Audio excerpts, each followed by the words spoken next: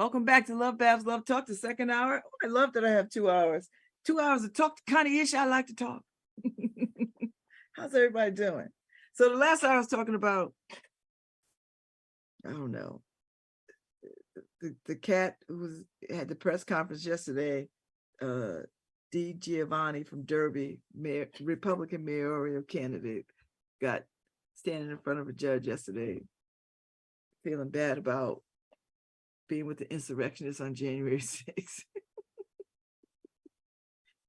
I guess he feels bad. I don't know. I'm hoping he feels bad, but I'm actually just making that up. He probably don't feel no kind of way. And then I was talking about the people who were wrongfully convicted in Connecticut, 30, and 16 of them here in New Haven. And for long periods of time too, like not like a month, but like years and years and years. And that seems to be, I don't know if that should raise red flags or not, but it should. I feel like it should. It is for me anyway. And then there's then I was just talking about what education needs and how education has to change. I mean, it just has to change. It has to change in this country. And then the school to prison pipeline is still the real thing. And although prison numbers are dwindling, I guarantee you in times of economic distress, those numbers will climb again, because prisons are places of employment, lest we forget. That people make their careers in being CEOs and managers of prisons and stuff like that. And so if you have less and less prisons, you are also adding to the unemployment workforce. So just keep that in mind as people contemplate, the excitement around, well, the prisons are numbers. Because I don't see people closing prisons at the rate that some of us would like them to close. Because I think there's some thinking that, well, let's not be too hasty. Rikers is still open. There are places in Connecticut that are still open. And, although we saw a great decline, I dare say, you make the education, you make the economic situations in places that are already hard hit, then you will see those numbers go up. Because how can they not? Because we already understand what happens in communities when people are not employed. I mean, we already know. That's not news. I mean, it was so at Reconstruction. It is so in 2023. 10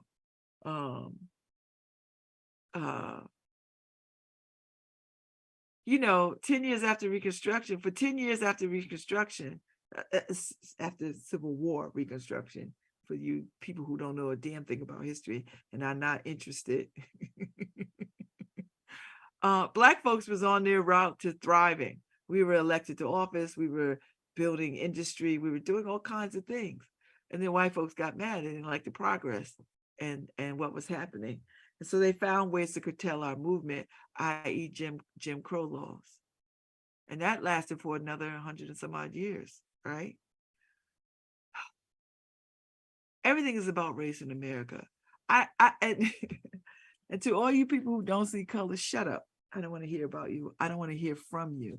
Don't tell me I wasn't raised to see race. Yes, you were. Because if somebody robs your damn bag, you're not going to say, well, some man robbed my bag or some woman robbed my bag. You're going to be very clear about who robbed your bag.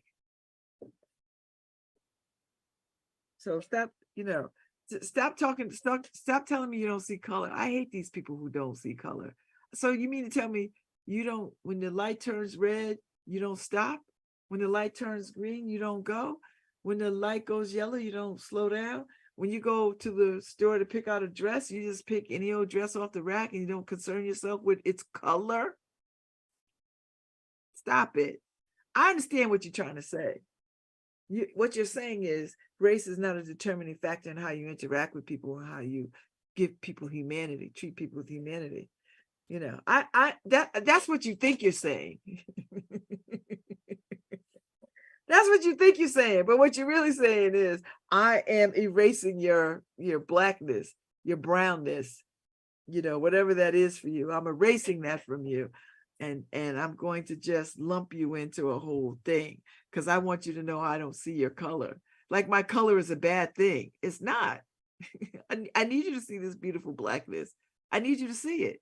I don't need you to not see it. Dear white people, stop saying that. You see color. Yes, the hell you do. Stop saying it. I know what you mean. I know what you mean, but that's not what you mean. That's not how it's coming out. So stop doing it. I'm here to tell you. I don't care what your grandmama taught you. You do see color.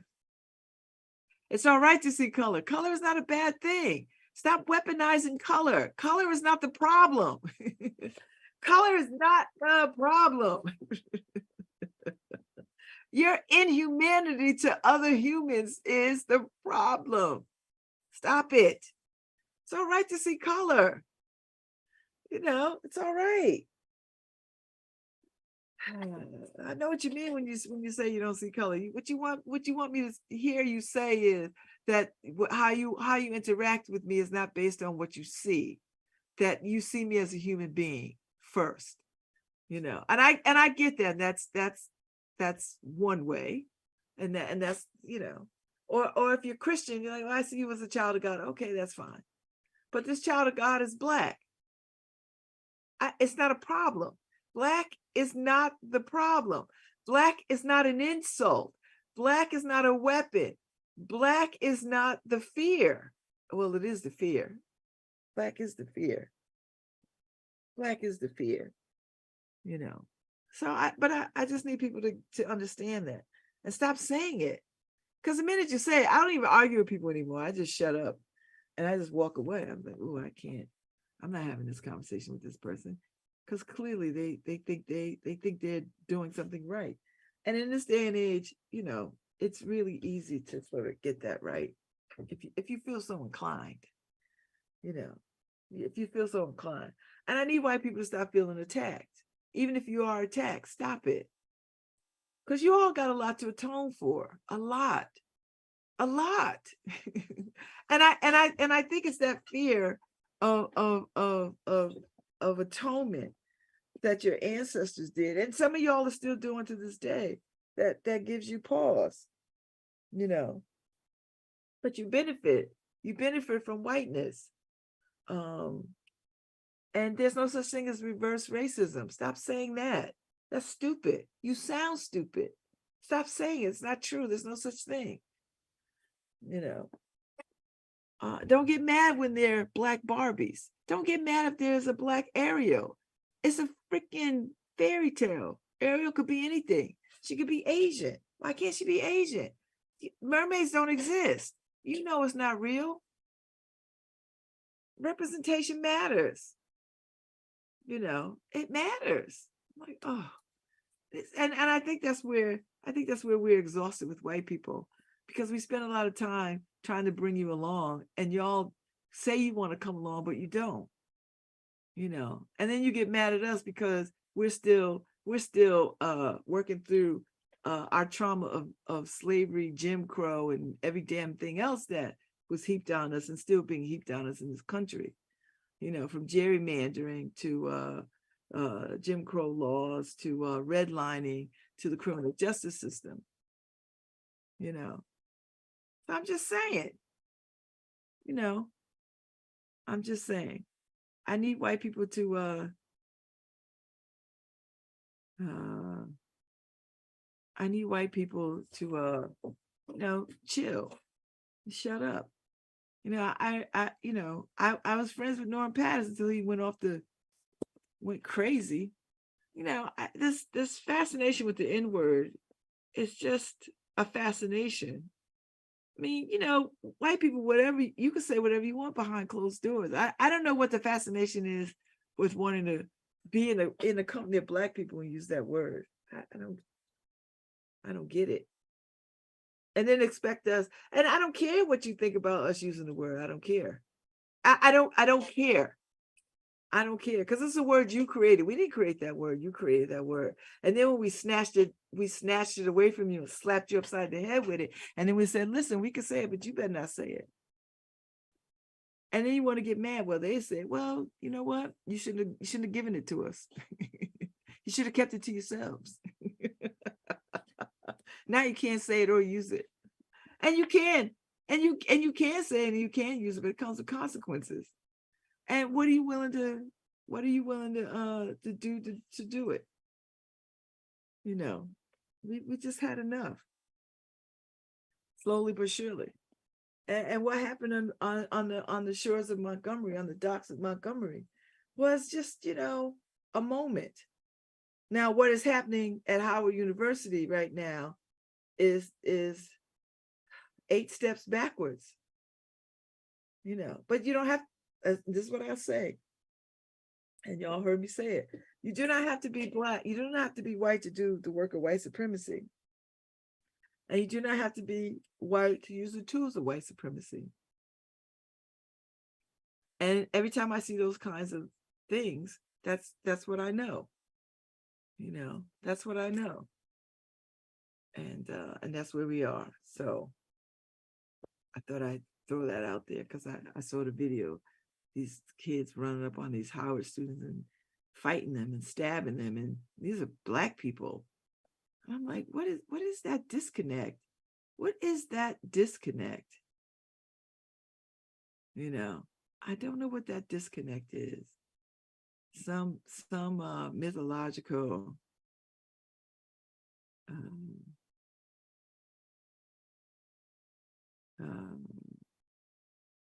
some mythological, they think they're better than us kind of mess. So anyway, it's just something I'm thinking about. Something I'm thinking about. Anyway, that's my notes on racism and where I'm at. I think, for me, I like being 60 because that it affords me a broader look at the world that I couldn't see when I was 20 or 30 or 40. 60 really gives me a bigger view of the landscape. And it really gives me a sense of how I want to spend my time, how I want to think about relations with people and community. And I can say what I want. But 60 really does. I'm not troubled by, I'm troubled, but I'm not troubled by what I'm seeing, because I think there are enough people on the ground who are fighting these fights, and they ought to be fighting this fight. I think I'll get nervous if there weren't any young people fighting this, but Black Lives Matter has given me a great sense of there are people who still want to fight the fight. They want to fight the fight. And, here's the thing, people are imperfect. Everybody's imperfect. And, having this conversation with Nicholas Davidoff last night about the book, because I wrote him this long ass email expressing my sentiments. And he called me because he was like, I don't got the tools to respond via email. I'm just gonna call you. So we had a good 30-minute conversation about this, and he reminded me that people are very complex, and he's right. He's very, very right. I sometimes I think I forget that, but people are very complex, and I think I know that in my core. Because nobody's totally good, nobody's totally evil. Well, there are people who are totally evil, totally, without batting an eye. There are people who are the devil incarnate, I believe. But there are people who are amazingly good, amazingly good. I'm not one of those people. But I know people who are amazingly good and thoughtful and kind and considerate. I'm not one of those people. But I know people who are, and I'm always admiring of people who are so kind and generous, and giving, so giving, and forgiving. I'm none of those things, none of them. And I don't say that because I want people to vouch for me. I'm saying that because I know who I am. Like, you kill my people in the church, I'm never forgiving you. I don't give a damn. I'm gonna hold a grudge until I go to my grave. I swear to God, I'm never gonna forget. I don't listen. I'm not worried about. I'm not worried about it because I'm not going to be consumed with it. But I'm gonna tell you one thing: I'm not going to forgive you. And if I got to sit in the courtroom and watch your ass be sentenced to death, that's what I'll do. Now, I wouldn't go see nobody be killed in an electric chair or firing squad, any of that foolishness. I'm not one of those people. But I damn sure will not be in the forgiving mode. I'm not a forgiving person. I'm just not. I never have been. I'm not a forgiving person. And I don't apologize. I'm not apologizing for that. And people used to come at me with, oh, it'll be good for you. No. I understand what forgiveness is. And there are moments when you forgive people for things that you can live with. But there are things that I will never, ever, never, ever, never, no. 1, 2, 3, never, ever, never, no. Forgive. They're just things I won't forget. I will never forgive people for slavery on both sides. I don't care. There's Africans I'm never going to forgive for that. And there are white folks I'm never going to forgive for that. But it doesn't stop me from moving forward and having relationship and moving in the structure and understanding the history. That's fine. Fine. I'm never going to forgive the people who harmed me as a child. That is never, ever going to happen. But at the same time, a few years back, someone came to me and said, the statute of limitations are open on some things. And if you want to pursue, no, I don't. I'm not dragging myself back through that stuff. These people are old people now. I'm not German. They're not Nazis. Although they're Nazi-like. I don't need to go back to move forward. Not in that particular instance. I've gone back. I'm moving forward. I don't need, there's no justice for me. I would not rest easier if people went to jail for the crimes that they committed against me as a child. It doesn't mean that nobody else should pursue. I will stand with anybody who wants to pursue that endeavor. I will stand with anybody, and I have done it. I've stood with people because I used to do rape crises work. That's part of the healing journey that I was on. So I know how to stand with people during these moments of great sexual violence. I don't need that. I don't need to see people pay for what was done for me as a child. I don't need it. I might have needed it when I was younger, because I think I did need it when I was before I went off to college. And while I was in college, I thought that it would be a good time for people to sort of come to me and throw themselves at my feet and say, we're sorry for what has happened to me. But that didn't happen. And that was a childish fantasy on my part, to think that people could rise through their own humanity to gift me that. But they couldn't do it. They didn't do it. So with that said, over the years, I have learned to make peace with what has happened to me in such a way that it does not drive how I move in the world. It just does not drive how I move in the world. Does not drive how I move in the world. And I know for a lot of people that has suffered abuse and exploitation at that level can't get past it, that they're still in that story. And I don't got a judgment about that, because it's hard stuff to overcome. It is very difficult stuff to overcome. And I'll tell anybody, for the life of me, this is God's true intervention. And it doesn't mean that I don't believe God has intervened in other people's lives. I don't believe that. I think God is an equal opportunity God. But I think I took one step toward the light, and he was like, all right, I'll make a path for you. I'll make a path for you. And I think a lot of people can't make the path for themselves. They've walled themselves in this story. And I'm not making this is not, hear me, this is not a judgment. This is how people cope with what has happened to them. And they can't get around it or over it. They have walled themselves in the story of how they were harmed. I understand it, because I've walled myself in when I was a younger woman. And then I started taking the walls down brick by brick. And I get to see 60. I know people who were harmed and are gone because they could not take the bricks down piece by piece. They couldn't. What they would do is they would run into the wall and knock themselves out at every turn. And then the wall became unsurmountable at some point. And no one could help them.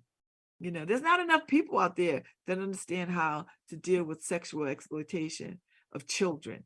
There's not a lot of help out there for that, you know. And I came up at a time where I had to piecemeal that together. Like I had to put that together. And there certainly weren't any Black people therapeutically that could help me with this. I had to pull it together. And I ran through white therapists who were just stupid.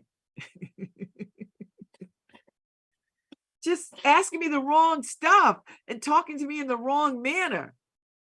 And I figured it out. I was like, no, that you're not getting to what you're not getting it. You know, you're not getting it. And so, I just got a glimmer of hope somewhere in my life. And that was the driving force. That was the driving force. Whatever the glimmer of hope was, the light, it was the driving force. And once I realized that the people in my family could not protect me, could not even acknowledge that what has happened to me. You know, the thinking was just, you know, it's not happening now, you're over it. Move on. You know, and I'm not mad at them. I used to be mad at them. I used to walk around with a great deal of anger. I used to be mad at everybody. You know, I had enough pain for a whole country. I had enough pain for a lot of people. But there were people in my life who saw past that pain and said, there's something here. There's something here. Let's get to it. And so at every turn, there was saving grace for me. There was saving grace. But there was only saving grace because I could look up and see saving grace. Some people can't look up. They still smashing into the walled-in spaces. They can't get past, you know, that first level. And I did. I managed to do it. And so at 60, I could sit here and say, you know what, that's not my fight anymore. You know, that's not my fight. And listen, what has happened to me stays with me. It's not a day that goes by that some part of that story rises in my consciousness. So I just want people to know that too. And I want people who are suffering that when you see me, it's not because I'm divorced from what has happened to me. And it's not because I'm so far away from it that it doesn't hurt me. No. You can't ever, it doesn't go away. That's the point that I want people to understand who are suffering, who people who are survivors and thrivers of sexual assault, sexual exploitation, and trafficking, that I'm not forgotten. It's not gone. It's very much present in all things. And I have developed a sense of understanding when it shows up, that I allow it to show up and I deal with it as it shows up so that I'm not walled in ever again in my life. That's the part that no one talks about with survivors. They just see people who survive and they look like they're going on with their lives and everything is good. And, oh, look what she's doing. Look what she's accomplished. But that's part of it. There's still, the work still has to be done. It is an ongoing work in progress. It is a constant state of working on what has happened to you and not having it control your life. That's what it is. And I think I don't know where people have these kinds of conversations about how do you keep moving forward. You know, I'm looking forward to talking to the Horde, the lady who husband killed their child. You know, she's remarried and her life is good and whatever, but trauma stays with you. It stays in your body. It stays underneath your skin. It stays with you. Anything, there are so many times that things drag me back to the time when I was harmed. There's so many things. I want people to know it doesn't go away. It does not go away. What I have done is made space. So whatever rises up, I'm not swimming against the tide. I'm like, okay, all right, this is what I'm feeling. Give me a minute. Let me allow it to wash through the body. Let me feel it. Let me stay with the memory for a few minutes, and then change my mind. Because that's the only way I survived. That's the only way I could be 60. That's it. Because I could be not 60. I like people who bad things have happened to tried to commit suicide on several occasions, and so I know what that's like. I know what it's like. So when people see me and they know my story, they just think, oh, ooh, wow, must not have been that bad. No, it was bad. It was bad. But I've made space for it. And it doesn't run me, doesn't run my life. I run my life, and I make space for that trauma, just like I make space for all the other things, the good things. You make space for good things too, right? So I'm just saying. So anybody out there who's listening and they're walled in from trauma, and there's a lot of people who have had trauma, the unspeakable trauma, unspoken trauma that they can't even tell somebody about because they haven't themselves told themselves about it. I know women who have been sexually assaulted and can't say what has happened to them was rape or sexual assault. They can't bring themselves to even say that to themselves, let alone a therapist or in a group setting. I know people in my life who can't say the word rape, what has happened to them. It's challenging. It's very difficult and painful. It's very painful. It's very painful because it's still unbelievable and shocking and assault to all your senses, right? And there are things that trigger people, and triggering is a real thing. I could be someplace and I'll get a smell of something and I was like, oh. And for a moment, I'm transported back to a time and place, and for a few moments, and then I come out and I don't know where I am. And then I'm like disoriented, and then I'm like, okay, all right, here we go, girl. Let's get it together. So that's the kind of work that you have to do. That's the kind of save yourself work that you have to do. And I don't think a lot of that is talked about, the saving yourself work that needs to happen after trauma. And there's no getting over. I want people to be clear. There's no getting over. There's no, oh, this happened and I'm over it. No, for some people, that trauma is very much with them at the next breath. It's very much with them. And I don't know if therapists and people, particularly family members and people who are close to people, understand that level of trauma and how it's with them. And you just think, God, why can't they just get over this and move on? It's like an unrelentless grief. and the person that this is happening to, imagine, but if your significant others are experiencing the trauma of it, and it ain't even happened to them, it just happened to you, but you connected to them. Because I used to run these support groups for significant others, and it would be painful to be in these groups. And there are people who I ran these groups with who I still see. And some of these relationships didn't survive. Because they couldn't bear the weight of it. They just couldn't bear the weight of it. I see people all the time who I thought could survive it, and they couldn't survive it. They just couldn't take another minute of the person going through these episodes and hitting the wall and can't pick themselves up and can't move on. And it's a painful thing. So when I say I need schools to be equipped to be therapeutic settings, you don't even know We don't even know the trauma that people come to school with, children come to school with. We don't even know the trauma. But what we do see is the evidence of it. We see the evidence of the trauma played out day in and day out. We see the evidence of it. We see the evidence of it. You know, they're showing out in school. They're acting out. You know, they're fighting each other. Guns.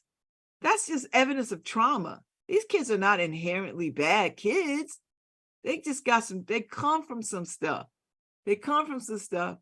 And we're not dealing with the stuff that they come from.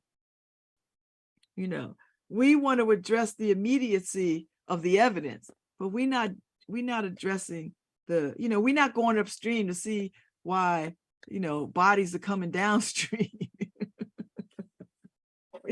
we're not doing that. So until we're ready to go upstream and like catch, you know, we just we're gonna be dealing with this. We're gonna be just, you know, well, this is what I see. I was like, but it's deeper than that. And somebody's got to go do the deep work. You know, the education system has to be something else other than, well, we got to get these kids to reading level. Listen, people who were enslaved learned how to read by the light of the moon. So reading can be taught. We could teach reading. We could teach reading. This argument about phonics and sight reading is just, it's just noise. It's just such BS noise. We know how to teach children to read. People know how to do it. Slaves learn how, enslaved people running for freedom learned how to read signs, moss on the side of a tree. We learn how to read by starlight, learn how to read by candlelight, learn at huge personal expense. So we know how to teach kids to read. I don't want to hear that foolishness. There's something else that needs to happen. There's something else that needs to happen. You know, you cannot learn if you come to school hungry. You cannot learn if you come to school stressed out about the night before. You cannot learn if you bouncing couch to couch. And what can the school do about that? Well, you can make, you know, you could make schools places where, you know, and people are like, oh, you know, it's not about tossing it back to the court of parents. Oh, parents ought to be able to do this. Parents should be that. This stuff that should be learned in the home. No, we are community. We are a community. And whatever is not taught at the house could be taught at the school. What are we doing? What are we doing? You know, we can make all these things come. And please shut up about prayer in schools. The prayer never left schools. Kids can pray. Stop trying to put prayer on everybody as if that's the Band-Aid. Y'all not praying where you at. You know, and prayer in and of itself is not enough. Not enough. Not enough. So stop saying that stupid stuff. You only say that because you lack the school tools and the intellect to go deeper into what is really happening. You just say that mess because you think that's the right thing to say, and you don't got no skill set to do anything. You don't have the wherewithal to take a deeper jump. So anyway, this is my 2 hours of TED talking. I'll be back tomorrow for some more. Thank you, Harry. Thank you, Paul. I'll be back tomorrow. I'll see y'all.